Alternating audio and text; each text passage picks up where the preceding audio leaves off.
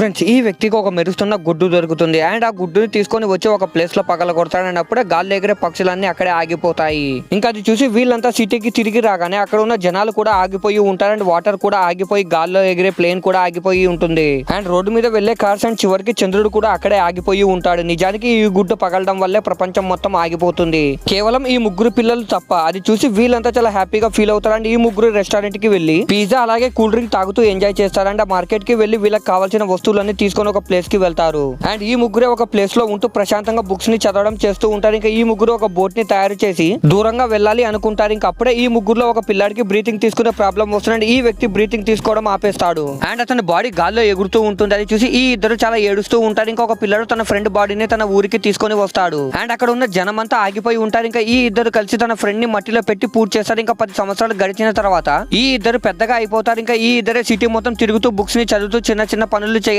నేర్చుకుంటూ ఉంటారు. ఇంకా చిన్న చిన్నగా వీళ్ళకి లోన్లీ ఫీలింగ్ వస్తుంది. అందుకే వీళ్ళు తిరిగి గుడ్డిని పగలగొట్టిన ప్లేస్ కే వెళ్తారు. అండ్ అక్కడ వీళ్ళిద్దరికి పాపం ఏం జరిగిందో చూసే ముందు మీకు ఈ డబ్బుల కంటే మీ అమ్మ ప్రేమ గొప్పదని భావిస్తే వీడియోని లైక్ చేసి ఛానల్ ని సబ్స్క్రైబ్ చేసుకొని కమెంట్ లో లవ్ యూ మా అని టైప్ చేయండి. చివరికి పగిలిన గుడ్డిని తిరిగి వీళ్ళు అతికించగానే అంతా నార్మల్ అయిపోతుంది.